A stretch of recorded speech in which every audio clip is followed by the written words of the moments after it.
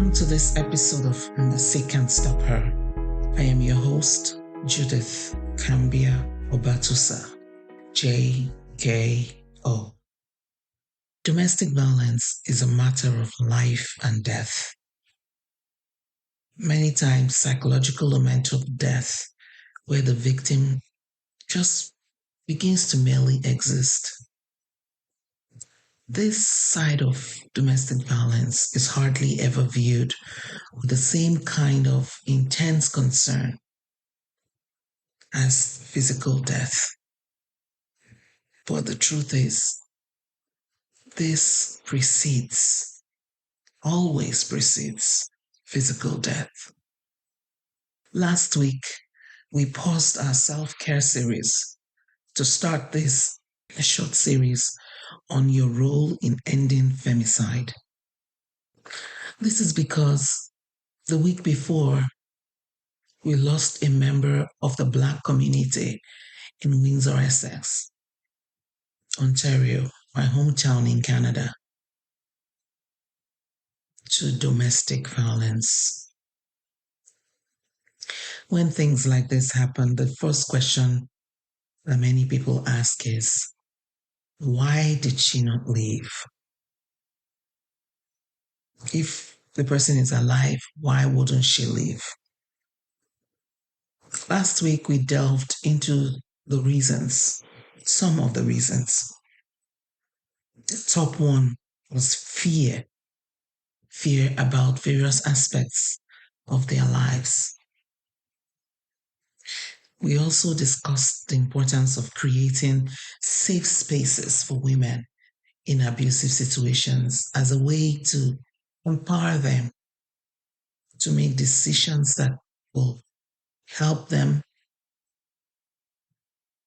thrive in the situation or be safe, take the right step to stay safe. I'll put a link to last week's episode in the show notes of this episode.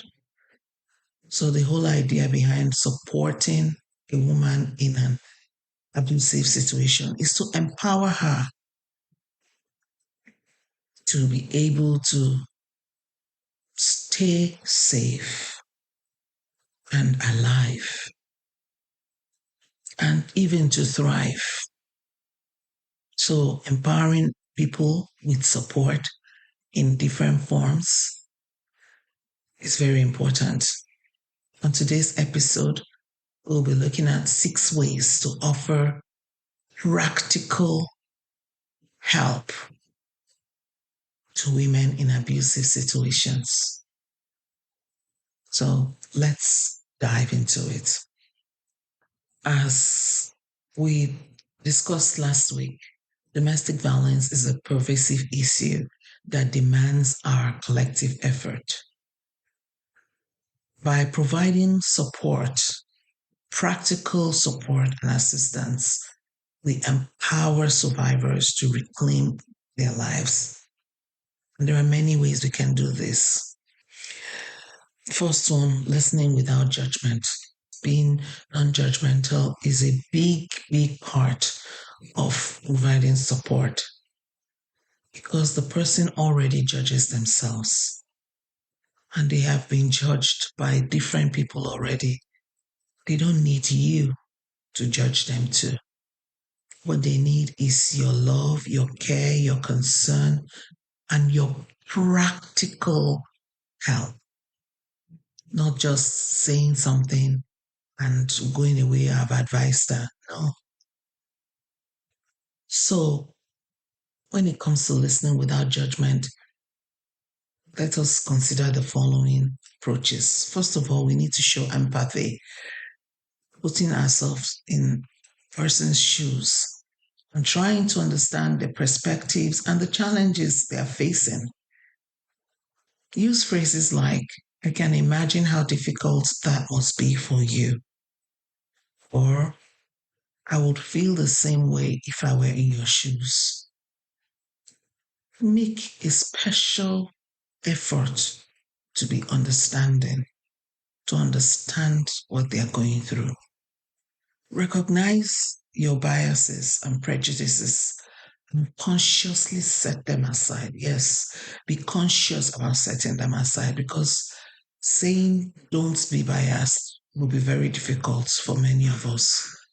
But make a conscious effort to put them aside in this situation, especially, and it will be wise in other situations. So you come into the conversation with an open mind and a willingness to learn. Don't jump to conclusions and make assumptions because everyone's experience and perspective is unique. And it's important that you gather all information before forming an opinion. And I don't even think we should have an opinion except to support the person, to reclaim the lives that they have. Because you see, death is so final. Remind yourself that your role is to listen and support, not to judge. So, very important, like I said before, focus on understanding and giving empathy instead of evaluating and critiquing their choices or their actions. You can also ask open ended questions to help them explore their thoughts and feelings deeper. This will go a long way in making the woman feel heard and understood. To listen without judgment requires patience, compassion, and a genuine desire to understand. This is so important to allow for growth and connection with this person who really needs it for you to be able to help her. You also need to validate the emotions that they are feeling. So acknowledge those emotions. Let them know you understand what they're experiencing. So in conversation with them, use phrases like, I can see that you're feeling sad, for example, or it sounds like you're really angry. This helps them know that you recognize their emotions and also helps you to understand them more because you could feel that you recognize a particular emotion. That's not exactly what the person is feeling. It actually helps to build that deeper uh, connection and to help to foster open and honest communication. Reflect back their feelings by paraphrasing or summarizing just to be sure that you understand well. Basically, the active listening, right? So you could say things like, you're feeling frustrated because of something, something," or I hear you saying that you're really excited about blah, blah, blah. This is not, I come into the conversation, oh, I'm here to talk about domestic violence. You build connection by interacting with that person as often as possible to give them hope that they are not alone. Let them know that what they are feeling is understandable and it's valid. They are not overreacting because of their situation. It's understandable because their situation, their circumstances are not really normal, right? Don't dismiss or minimize their feelings. So use statements like, it's completely understandable to feel that way in this situation, or your feelings are valid and it's okay to be upset. One thing, please don't try to be a solver of the problem. That's someone like me, it's a big problem for me. I really need to rein it in and just be listening, be a listener. Validate their feelings without immediately jumping into problem solving mode. If you're like me, this is so important. People, sometimes people just need their emotions acknowledged and validated before seeking solutions or advice.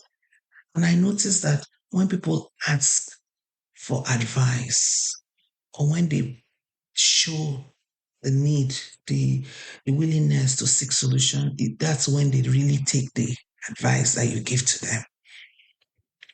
So this validation is important because then you are empathetically acknowledging and accepting their feelings, even though you don't, even though you may not fully understand or agree with them.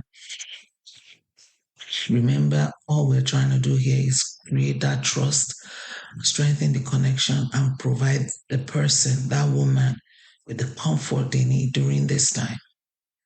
It's very challenging time. Respect their decisions. You know, understand that living an abusive relationship is a complex process. And the survivor, the person that you're trying to help, that woman, your neighbor, your friend, your colleague, your church member, they are the expert in their own situation. I know you might, oh, expert. Yeah, but they know what they're going through. Even when somebody is telling you their story, there are many things they might not be able to express, either because they forgot that it happened or the nuances and the context of the situation might be lost in translation.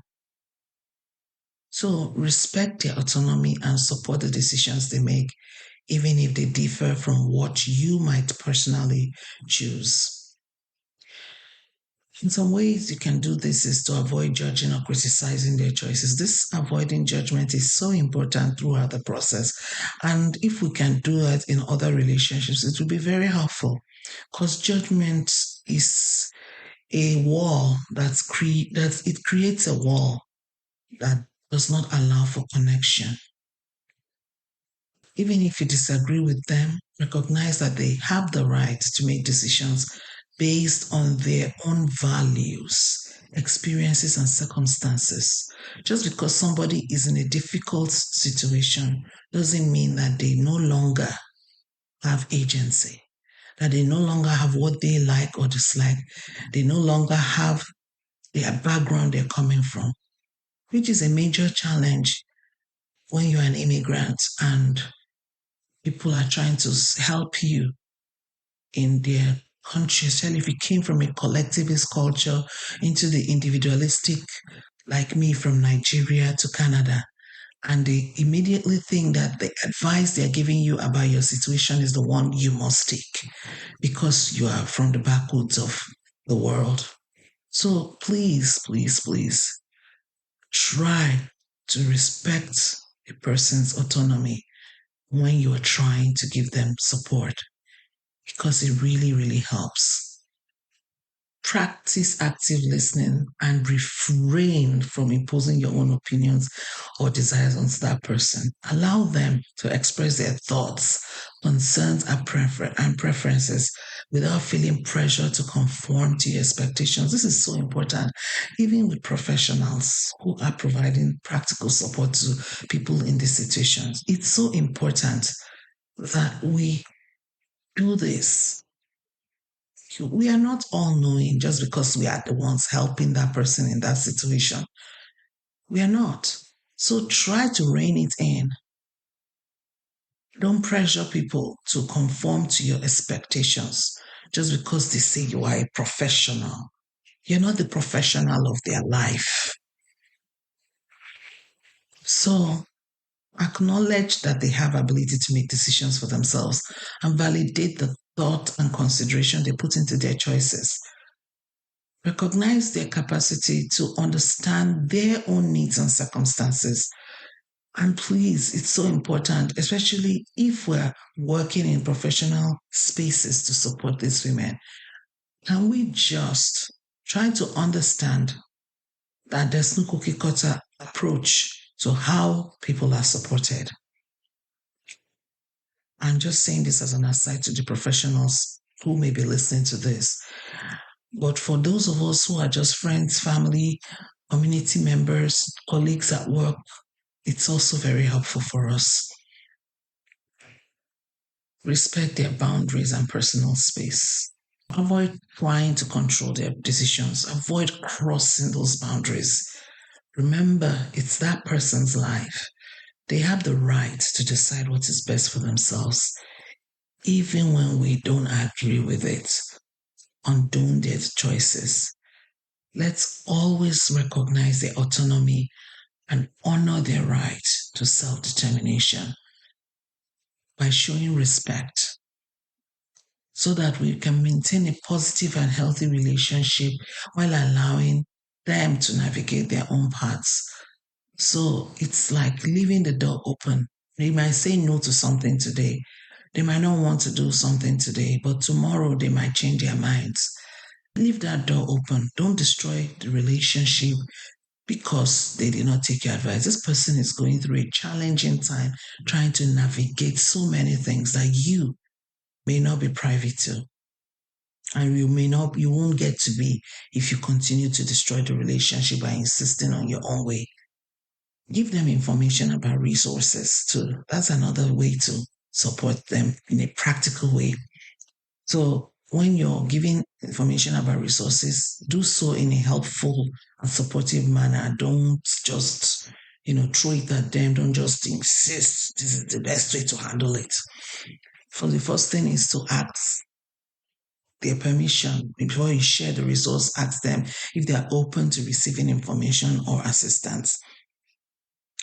Don't forget, respecting their autonomy is crucial. This ensures that they are ready and willing to explore the resources that are available. And in offering resources, it's good to offer a variety so that may be relevant to their situation. These include helplines, support groups, including online communities where they can connect with others who have experienced similar situations. Sharing experiences with other people that have gone through this situation or are going through can be empowering and provides a sense of solidarity. Because many times, like, it's my fault, it's something I did, and you just realize I'm not the only one going through. We can't all be bad, right? And you begin to see other ways. And that's really, really empowering for the woman in that situation. Also offers resources like counseling services, shelters available, legal aid, and other community organizations that are there to support a woman in this situation. And when you're sharing a resource, briefly explain the purpose and the benefits it can offer. Highlight how it may align with their needs or goals, emphasizing the support, guidance, or services they can access through that resource. Give them the relevant contact details for each resource. For some people, there is such dangerous situations that you may be the one to hold those information on their behalf. So they might not be able to, they might not feel safe to have it in their house or on them. So give them phone numbers, have phone numbers, websites, other necessary information. Do it as if you were doing it for yourself. So get as much information as possible and let it be accurate and up to date so that when they are ready to get to access those resources, it will be easy for them. And one thing that is so helpful is to help them, to assist them to access those resources. So if they are comfortable, offer to help them navigate the process of accessing the resources. This can be very helpful when you're emotionally down, when your spirit is down, when you're broken, when you feel like you're broken and you're so tired. It's also very good when somebody can help you. So this can involve helping them navigate financial resources, making phone calls, providing transportation, accompanying them to appointments, depending on their comfort level and their needs. Another thing is don't just give it to them and go away. Follow up, check in, follow up to see that they were able to access it, if they are getting it, doing it themselves, access the support that they needed. Express your ongoing support and let them know that you're available if they have any further questions or require additional assistance. This is so helpful. It's so good to walk this journey with others, not alone, because alone is where many people are, and alone because of judgment. See, everyone's situation is unique. The resources that can be helpful may vary from person to person. When we offer information about resources in a respectful and supportive manner, we empower people to explore what is available to them and access support they need. One very important part is to help them develop a safety plan. So, safety planning is the fifth thing that we can do to help that woman. And it's a crucial aspect. There are various ways, many ways we can do this. First thing to do is to assess the immediate danger. Help them assess the level of danger they are facing. So discuss the warning signs of escalating violence and establish a plan for different scenarios, including escape routes and safe places to go. Work together to develop a personalized safety plan that addresses their specific needs and concerns. So the plan may include steps they can take during an incident, emergency contact information, and the strategies for staying safe. For example, if in conversation you find out that when she responds to something or she shows how she feels, she it turns into it escalates escalates violence. So maybe you say, maybe don't say anything. Suggest, what if you didn't say anything? What do you think will happen? So come up with strategies together, help them figure it out. Help them gather essential documents and belongings. So as you develop the the the safety plan, maybe she could give you some her certificates or something, things to keep. I remember my sister's friend many years ago when she needed to leave her marriage, but she was surrounded. Her husband's brother was in the house, the mother was in the house, and she was being treated so badly. She started taking, when she's taking out the garbage, she would take some of her clothes outside. And she kept them until she was ready to leave and she had everything. So you could be that person helping them to keep those things. Develop a code word or signal, a secret code word or signal that they can use to communicate when they're in immediate danger and they want help and they need help. Encourage them to share this with trusted individuals who can respond accordingly when they hear that. So on the phone, just say something like pizza or something like that, just a code word. Encourage them to document incidents of abuse, including dates, uh, times, descriptions. This can be very useful in legal proceedings or when you're seeking support from authorities. In a previous episode of Mercy Can't Stop Her, which I'll put in the show notes, there was an incident that was on Oprah Winfrey's show. A woman called Susan Steele in 2007 May. Her husband was jailed for, no, the episode was in 2007 May. So her husband was jailed because of domestic violence. So whenever he's been doing his thing to her, he asks the son to record what he's doing. Can you imagine that?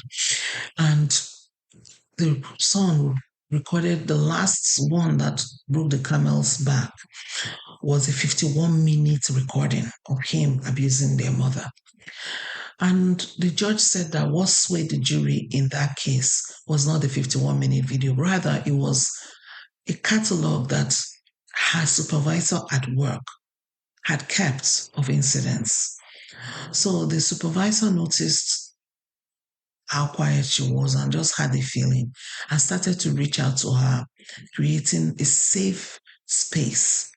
But she always documented, like when she came with a black eye, she wrote it down. When she called in sick, she wrote it down. And the supervisor eventually became the trusted person she could share things with. And the supervisor cataloged every incident that she was told. And that was what swayed the jury. So it's very important to gather evidence and document it. Another thing is to encourage seeking support from professionals who specialize in domestic violence. So counselors, therapists, counselors, therapists, domestic anti-domestic violence advocates.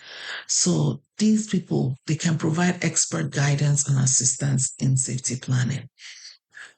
Ultimately, safety planning is about empowering the person in the situation to make their own decisions, respect their choices, even if you may not fully understand or agree with them. Just offer support and reassurance throughout the process. This person may be coming with terror in her mind, fear, but she can't really tell you how afraid she is. So it's important that you continue to offer support and reassurance. I'm here for you. I'm going to stand by you.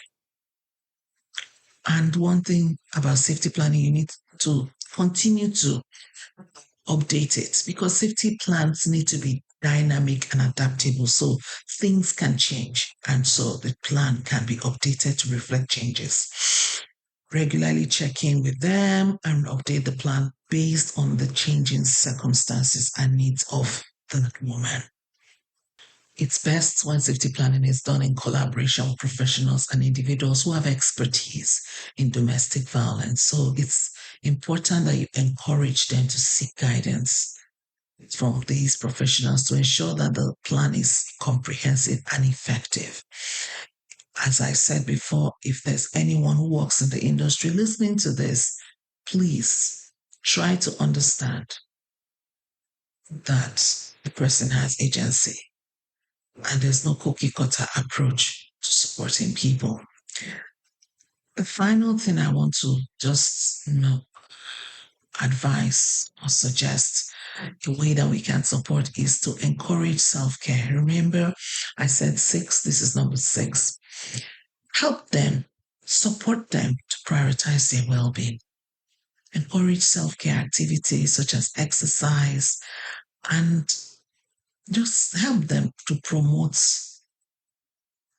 self-care. This is important, very important as we know, because when they prioritize their well-being and acknowledge that their needs are important and deserve attention, it really, really helps them to maintain physical, emotional, and mental health.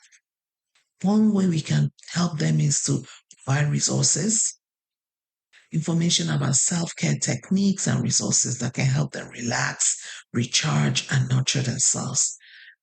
This was why I started the self-care series. Providing resources can also include suggesting activities like mindfulness exercises, things they can do even in their situation, even at home, journaling, breathing exercises, or engaging in hobbies they enjoy.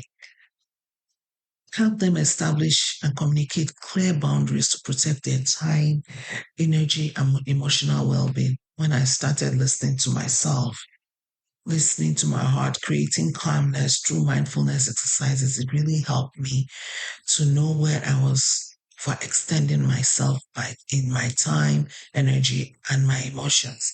And being able to be aware of that really helped me to set limits with others. So support them in doing this so that they are able to create safe and nurturing space for themselves. One major part of this is to assist with practical tasks to alleviate their workload. So allowing them more time and energy for self-care. Or if we know, if we look at it, many times you hear that when you overwork in your mind and emotions, it's very debilitating, even on your physical health. So assisting with things that alleviate their physical workload is so helpful to the woman in an abusive situation. So this can involve helping with household chores, assisting them with childcare, maybe taking out the children to the park, just telling them to drop off the kids, offering them a place to stay temporarily, connecting them with resources that can assist with their specific needs. So be sensitive to their needs and offer assistance within your means. Sometimes it's not about paying money for them to do something. It could just be giving them that space, like asking her to visit with her children and then engaging those children and allowing her downtime to just sit down in a place of calmness where she's feeling loved. Promote self compassion, encourage them to be kind to themselves, and teach them, help them learn to practice self compassion.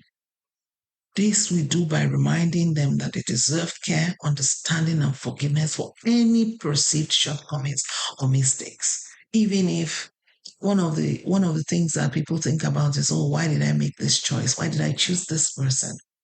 And so, okay, you've chosen this person. It was what was presented to you, and you thought it was a great choice. And now the person is the one who was deceptive. It's not your fault that you were not, that you did not see the future, because none of us has the ability to see the future. So just encourage them to get out of that place of self-denigration and promote self-compassion. And when they are able to do one thing or the other, help join them in celebrating their self victories. In fact, encourage them to celebrate their efforts in practicing self care, no matter how small they may seem. It is important that you help them to see that they are resilient and committed, and they know that you're committed to their well being. If they need it, suggest support from professionals like therapists, counselors, and people like masseurs, massage therapists, all those kind of people. Do your nails, nail technicians, people that can provide guidance and tools for self-care. So people that can provide guidance and those who can provide practical tools or do the practical thing, like if just going to the nail salon can make a difference. Encourage them to explore therapy too, or counseling options that align with their needs and preferences. Yes, therapy is a way that we self-care. Our minds are so important to our lives. When our minds are filled with so many challenges, when we're dealing with all this stuff, having someone help us walk through those thoughts is so helpful. Therapy is not a sign of weakness, it's a sign that you care about yourself. And it's good that we encourage that woman to take advantage of it. Self care looks different for everyone. So support this person, support the woman to find what works best for them and their situation, and to prioritize those activities that nourish their mind, body, and soul, which may be different from what nourishes your mind, body, and soul. And by supporting them, you can help them build resilience and regain a sense of control and well being in their lives. Yes, self care does that for you, helps you regain a sense of control. Remember, it's essential to prioritize the woman's safety, well-being above all else. If you believe they're in immediate danger or at risk of harm, encourage them to contact local emergency services or domestic violence hotlines. I wish there was a way that we could take people out of domestic violence situations and just put them somewhere where they are safe. But because we all have autonomy, we have to respect that and just support them in the best way that we can. Thank you so much for joining us on this episode of Mercy Can't Stop Her. I hope you found valuable insights on offering support and practical help for people, women who are going through abusive relationships. Next week, we'll be delving into how educating ourselves and others can help us empower women in these situations. Remember, your actions can make a significant impact in the life of a woman going through abuse. Your neighbor, your friend, your family member, your community member, your church member, even your colleague at work. Let's stand together and be part of the solution to end femicide. When we do this, mercy won't stop us. Thank you so much for listening. See you next time.